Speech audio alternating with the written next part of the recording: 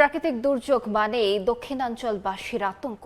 সংকটকালীন সুপেয় পানি ও খাদ্যাভাব মেটাতে স্থানীয়রা আশ্রয়কেন্দ্রে ছুটলেও সেখানেও শিকার হতে হয় অবকাঠামো সহ নানা ভোগান্তির।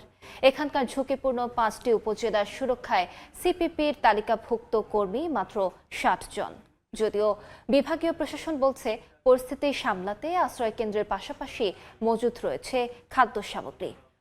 এ নিয়ে আলোচনার জন্য এই মুহূর্তে বরিশালে আছেন সহকর্মী অপূর্ব অপু।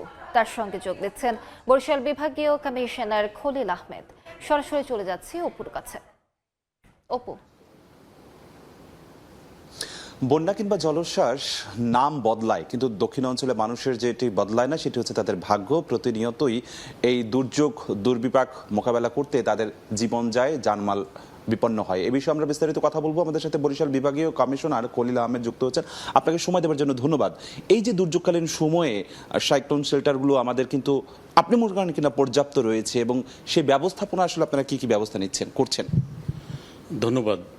বরিশাল বিভাগে 6টি জেলা আছে। এই 6টি জেলার মধ্যে 3টি জেলার সবচেয়ে বেশি দুর্যোগপূর্ণ এলাকা, সেটি হলো পটুয়াখালী, ভোলা এবং বরগুনা। বলা যায় যে 93 লক্ষ লোক এই বিভাগে বসবাস করে, সবাই কম বেশি ঝুঁকিপূর্ণ এলাকায় বসবাস করে যাচ্ছে। তো এর মধ্যে সরকারের পক্ষ থেকে আমাদের পর্যাপ্ত প্রস্তুতি আছে। যদি ওরকম কোনো ঘূর্ণিঝড় বা সাইক্লোন মারাত্মক কোনো কিছু হয়, সেক্ষেত্রে আমাদের দুর্যোগ ব্যবস্থাপনা এবং ত্রাণ মন্ত্রণালয় থেকে আমাদের বেশ কিছু নির্দেশনা আমাদের দেয়া আছে।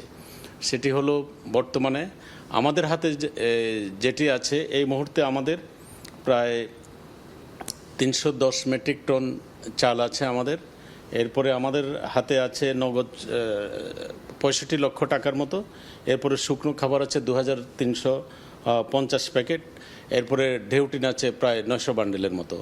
তো আমরা সবসময় সচেষ্ট আছি যাতে যে কোনো পরিস্থিতিতে আমরা যাতে জনগণের পাশে দাঁড়াতে পারি, সেই ব্যাপারে আমাদের সরকারের মাননীয় প্রধানমন্ত্রী থেকে শুরু করে সকলের দিক নির্দেশনা। এই জায়গাটা একটা প্রশ্ন করতেই চাই, যে সাইক্লোন শেল্টারগুলো রয়েছে সেগুলো কি আসলে যথাযথ ঠিকঠাক আছে? ভাঙাচুরা আমরা অভিযোগ পাচ্ছি, অধিকাংশ জায়গায় বিদ্যুৎ বিচ্ছিন্ন রয়েছে, মানে থাকার মতন আসলে ব্যবস্থা নেই, যে কারণে কিন্তু মানুষ যেতেও চায় না সেই সমস্ত আশ্রয় কেন্দ্রগুলোতে। না, ধন্যবাদ। এই বিষয়ে আমরা কয়েকদিন আগে মিটিং করেছি। আমাদের প্রায় 3467টি সাইক্লোন সেন্টার আমাদের এখানে রয়েছে। এই সেন্টারগুলো যাতে আমরা প্রিপেয়ার্ড করে নিয়েছি, এবং আমাদের এরপরে যে আমরা গত কয়েকদিন আগে এর সাথে সংশ্লিষ্ট সকলকে নিয়ে আমরা একটি সভা করেছি। বিশেষ করে অনেক সাইক্লোন সেন্টারের যে ডিপ টিউবওয়েলগুলো, এগুলো ঠিক আছে কিনা। প্রায় 828টি ডিপ টিউবওয়েল সঠিক আছে।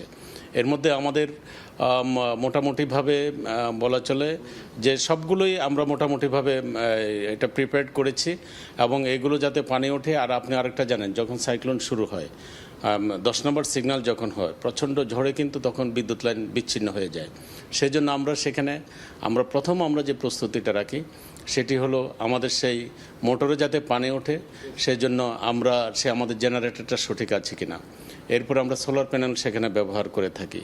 এরপরে আমাদের সেখানে শুকনো খাবার যাতে থাকে সেটা ব্যবহার করে থাকি, যেমন গুড় থাকতে পারে, তারপরে আমাদের মুড়ি থাকতে পারে, চাল থাকতে পারে, সেগুলো। আর আরেকটি হলো, সবাই কিন্তু সাইক্লোন সেন্টারে আসে না।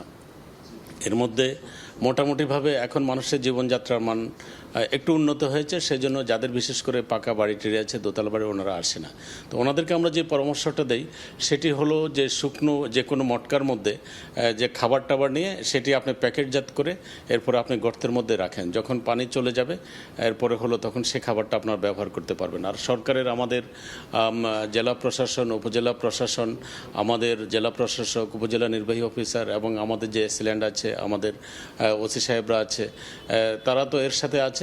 পাশাপাশি এখানে প্রায় আমরা 33,000 আমরা কর্মীকে রেখেছি, যারা বৃদ্ধ মানুষ, যারা আসতে পারে না, তাদেরকে যাতে নিরাপদ আশ্রয় নিয়ে আসতে পারে সেই প্রস্তুতি আমরা রেখেছি।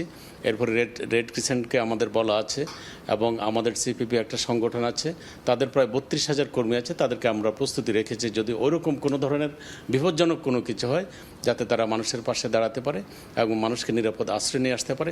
আমাদের সরকারও আমাদেরকে সেই নির্দেশনা দিয়েছেন, সেভাবে আমরা প্রস্তুত আছি ইনশাল্লাহ। আশা করি আমরা এটি মোকাবেলা করতে পারবো, আমরা সক্ষম। ধন্যবাদ। আমাদের বরিশালের বিভাগীয় কমিশনার খলিল আহমেদ যে বার্তাটি দিতে চাচ্ছেন, সরকারের পক্ষ থেকে এই সাইক্লোন শেল্টারগুলোতে সব ধরনের সরকারি সহায়তা প্রস্তুত রাখা হয়েছে। যদি কোনো বড় ধরনের দুর্যোগ আঘাত আনে, সেই ক্ষেত্রে সম্মিলিতভাবে সেটি মোকাবেলা করা সম্ভব। আপাতত আমার কাছে বরিশাল থেকে সবশেষ এতটুকুই খবর ছিল। সরাসরি যুক্ত ছিলাম বরিশালে।